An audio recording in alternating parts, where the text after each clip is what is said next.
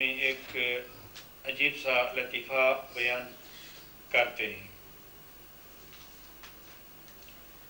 لیکن کسی کو جیتے جی بہشت کی سیر کرائی جائے تو وہ بھی روحانیت کی شکل میں اور عقلانیت کی شکل میں ہوتی ہے۔ اس کے بعد میزان ایک خاص نقطہ ہے۔ یہ سارے نکات قرآن عزیز کی روشنی میں ہیں اور آیات میں سے لیے گئے ہیں۔ اللہ تبارک تعالیٰ نے عقل کل کے آسمان کو نفس کل کی زمین سے الگ کر کے بلند کیا اور اس میں ترازو رکھ دی۔ آیت کا حوالہ ہے، بلکہ آیت کا مفہوم ہے۔ پہلے ریفرنس ہے 21/30، اس کے بعد ریفرنس 55/7، یعنی عقلی آسمان میں میزان عقل مقرر ہوئی تو عقل کی ترازو جو ہے عقل کے آسمان میں رکھی گئی، تاکہ علم کے معاملے میں جو حقائق کو تولنا چاہے تو وہ اس وقت تول سکے گا جب کہ اس مقام کو پہنچتا ہے اور اس آسمان کو چھوتا ہے اور اس ترازو کو پاتا ہے، تو تب وہ اس ترازو کو استعمال کر سکتا ہے۔ پھر خدا نے اپنے پیغمبروں کو واضح و روشن معجزات دے کر بھیجا اور ان کے ساتھ کتاب اور ترازوی عقل نازل کی۔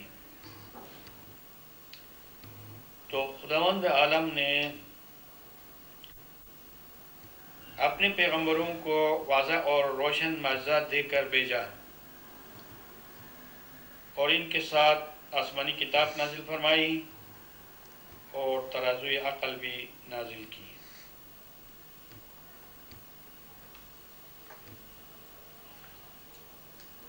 یہاں یہ جاننا بھی حد ضروری ہے کہ جو ترازو ہر آسمانی کتاب کے ساتھ نازل ہوتی رہی ہے اس کا خاص تعلق قرآن پاک سے کیوں نہ ہو، بس یقیناً یہ میزان نور عقل اور نور علم ہے جو آن حضرت کے بعد امامی عالی مقام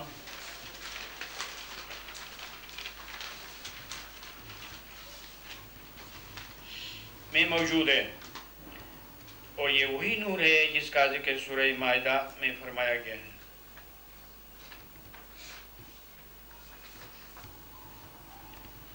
خیر کل بیدک الخیر آیت کا ٹکڑا ہے۔ ہر طرح کی بلائی تیرے ہی ہاتھ میں ہے، 3/26 ہے۔ جب اللہ تعالیٰ اپنے ہاتھ سے ساری کائنات کو لپیٹ کر قبضہ قدرت میں لیتا ہے، قبضہ مٹھی کو کہتے ہیں، قبضہ قدرت منے قدرت کی مٹھی میں ساری کائنات کو لپیٹ لیتا ہے، تو اس وقت شر کا خاتمہ ہو جاتا ہے، جو برائی ہے اس کا خاتمہ ہو جاتا ہے، اس لیے کہ برائی جو ہے پرماننٹ نہیں، ٹیمپریری ہے، اور جو بلائی ہے وہ پرماننٹ ہے۔ اور خدا کی مٹھی میں خیر کے ساتھ دوسری تمام چیزیں بھی خیر ہو جاتی ہیں۔ جو چیزیں خیر نہیں ہیں وہ بھی اس وقت خیر ہو جاتی ہیں۔ اسی طرح اب یہ جوہر اور لب لباب ہے کائنات کا، تو خدا جب کائنات کو دست قدرت میں لیتا ہے اور قدرت کی مٹھی میں لیتا ہے تو اس وقت مادیت نہیں ہوتی ہے، روحانیت بھی نہیں ہوتی ہے، ہر چیز کا نچوڑ ہوتا ہے، ایسنس ہوتا ہے، جوہر ہوتا ہے اور گوہر ہوتا ہے، اور وہ عقل ہوتا ہے، مغز ہوتا ہے، جس سے بارے اول کائنات پیدا کی گئی تھی، اور دوری عقل یہی ہے جو خیر کل ہے۔ قبلاً بھی خدا نے کائنات کو کسی چیز سے بنائی تھی،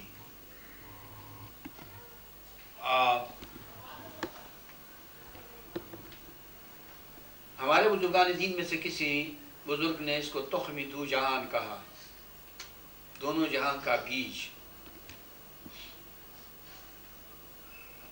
اور کچھ بزرگوں نے اس کو انڈے سے تشبیہ دی۔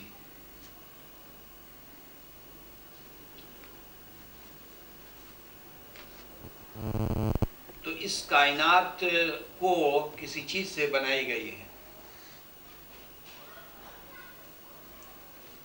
اور وہ تخمی دو جہان ہے، دونوں جہاں کا بیج یعنی عقل۔ ظاہر بات ہے کہ جب قدرت درخت کو نچوڑ لیتی ہے تو اس میں سے پھل پیدا ہوتا ہے، اور پھل کے اندر وہ قوت پیدا ہوتی ہے یعنی گٹھلی، جس سے کہ دوبارہ درخت پیدا ہو سکے۔ اسی طرح یہ کائنات اپنی بہت سی مثالوں میں سے ایک مثال میں ایک درخت ہے، اس کے نچوڑنے سے ایک پھل پیدا ہوتا ہے، اور وہ پھل یا تخم، گٹھلی، عقل ہے۔ دوسری مثال میں اس کائنات کا پھل انسان ہے، کیونکہ انسان ہی کے اندر وہ گوہر پیدا ہوتا ہے جس سے کہ کائنات بنائی جا سکتی ہے۔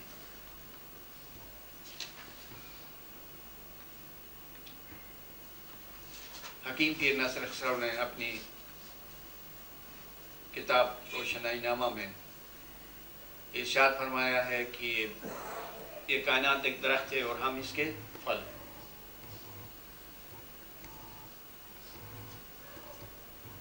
کائنات کو اس لیے پیدا کی گئی تھی کہ اس میں سے انسان پیدا ہو،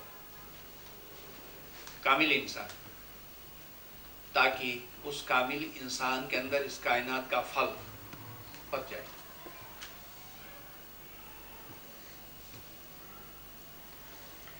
اس کے بعد نقطہ ہے عصای موسیٰ۔ حضرت موسیٰ علیہ السلام کی لاٹھی کا ذکر قرآن کریم کے 10 مقامات پر موجود ہے۔ یہ عصا عالمی شخصی میں اسم اعظم اور معجزہ عقل ہے۔ یہ عصا کی 2 تعویلیں یہاں بیان ہوئی ہیں۔ ایک تعویل یہ ہے کہ عصای موسیٰ اسم اعظم ہے یعنی بول، اور دوسری تعویل جو ہے عقل کا معجزہ ہے۔ یہ دونوں انتہائی عظیم معجزے جو ایک ہی لاٹھی کے دونوں سروں کی طرح کام کرتے ہیں۔ جس طرح لاٹھی کے 2 سرے ہوتے ہیں، اسی طرح حضرت موسیٰ علیہ السلام کی لاٹھی کے 2 سرے تھے کہ نچلا سرا اسم اعظم تھا اور اوپر کا سرا عقل تھی، اوپر کا سرا عقل تھا۔ وہ باطل اور شر کی تمام قوتوں پر غالب آنے کے لیے کافی ہے۔ یہ 2 چیزیں کافی ہیں، ایک اسم اعظم، ایک عقل، تاکہ باطل کی تمام اور برائی کی تمام قوتوں پر غالب آئے۔ دین حق کا معجزہ حضرت موسیٰ کی لاٹھی کی طرح اگرچہ خاموش، ساکن اور بے جان لگتا ہے، لیکن یہ اپنے طور پر شہری زمانہ کے سارے طوفانوں کو نگل لینے والا اژدہا ہے۔ یہ بہت ہی عمدہ اور انتہائی عمدہ نقطہ ہے کہ سچے دین کا معجزہ حضرت موسیٰ کی لاٹھی کی طرح اگرچہ ظاہراً خاموش ہے اور ٹھہرا ہوا ہے اور بے جان جیسا لگتا ہے، لیکن یہ اپنے طور و طریق پر زمانے کے جادو کے طوفانوں کو نگل لینے والا اژدہا ہے۔ دین کا معجزہ، دین حق کا معجزہ۔ اس کے بعد کتاب مکنون کا نقطہ آتا ہے۔ کتاب مکنون کا مطلب ہے پوشیدہ کتاب، ہڈن بک، چھپائی ہوئی کتاب 56/78 میں ہے، جو قلم الہی عقل کل میں ہے، لوح محفوظ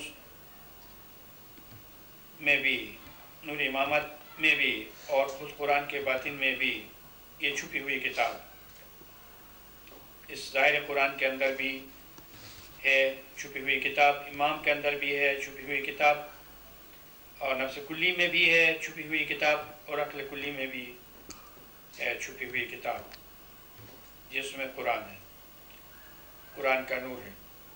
اس کو بس وہی لوگ چھوتے ہیں جو جہالت و نادانی کی آلائی سے پاک کیے گئے ہیں۔ یہ قرآن ہی کا ترجمہ ہے، عام عبارت نہیں ہے، عام الفاظ نہیں ہیں، کہ اس ہڈن بک کو، اس پوشیدہ کتاب کو، اس چھپائی ہوئی کتاب کو صرف وہی لوگ چھو سکتے ہیں جن کو اس کام کے لیے، اس کام کی غرض سے پاک کیا گیا ہو، اور علم حکمت سے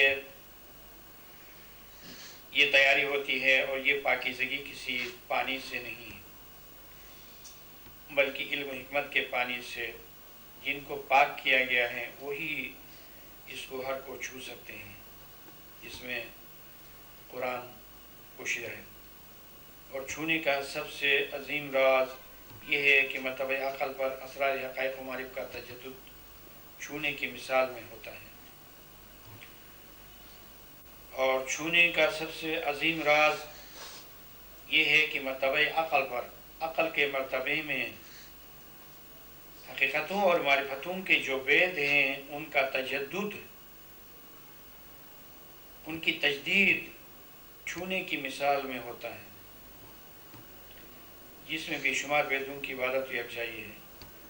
اس میں چند بید نہیں بلکہ بے شمار بیدوں کی یونٹی اور یکجائی ہے۔ اس کے بعد اس پرچے کا آخری نقطہ عقلی نعمتیں، جسم ظاہر ہے مگر روح باطن، اور عقل اس سے بھی باطن ہے۔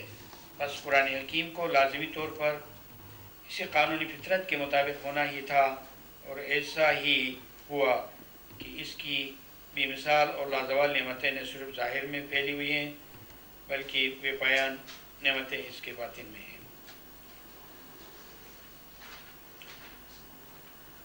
انسان کا جسم ظاہر ہے، روح اس سے باطن ہے، عقل روح سے بھی باطن ہے، تو قرآن کی واقعیت، قرآن کا وجود اور قرآن کی نعمتوں کا پھیلاؤ بھی اسی طرح سے ہے کہ کچھ نعمتوں کا تعلق جسم سے ہے، اس سے کہیں زیادہ نعمتوں کا تعلق روح سے ہے، اس سے بھی زیادہ اور خاص نعمتوں کا تعلق عقل سے ہے، قرآن کی، یا قرآن کی بات ہے۔ جس طرح انسان کی ساخت ہے، جس طرح انسان کی پیدائش ہے، اور جیسے انسان جسماً ظاہر ہے، روحاً باطن ہے، اور عقلاً اس سے بھی باطن ہے، بالکل قرآن کی نعمتیں یعنی اس کے اندر جو علم و حکمت ہے وہ بھی اسی طرح ہے، کہ اگر کوئی کہے کہ قرآن انسان کے لیے نازل ہوا ہے تو پھر انسان سے 3 حقیقتیں مراد ہیں، انسان جسم بھی ہے، انسان روح بھی ہے، انسان عقل بھی ہے۔ ایسا نہیں کہ قرآن جو ہے صرف ظاہری نعمت بن کر آیا ہو، پھر روح جو اس سے زیادہ شریف ہے اور عقل جو سب سے شریف ہے تو وہ محروم ہو جائے گی، ایسا نہیں ہے، بلکہ قانون خداوندی کو یہ چاہیے تھا کہ زیادہ سے زیادہ روح کے فائدے کو پیش نظر رکھا جائے اور عقل کے فائدے کو اس سے زیادہ، بالکل اسی طرح سے قرآن کی جو نعمتیں ہیں، قرآن میں جو بید ہیں، قرآن میں جو علم ہے، قرآن میں جو حکمت ہے، وہ اسی طرح روح کی طرح اور عقل کی طرح پوشیدہ ہے۔ اور تاکہ جو اہل حقیقت ہیں وہ ان نعمتوں کی طرف توجہ دے سکیں۔ اسی کے ساتھ یہ پرچہ ختم ہو جاتا ہے۔ شکریہ، آپ نے بہت محنت کی، گریوزاری کو سنا۔ اس کے بعد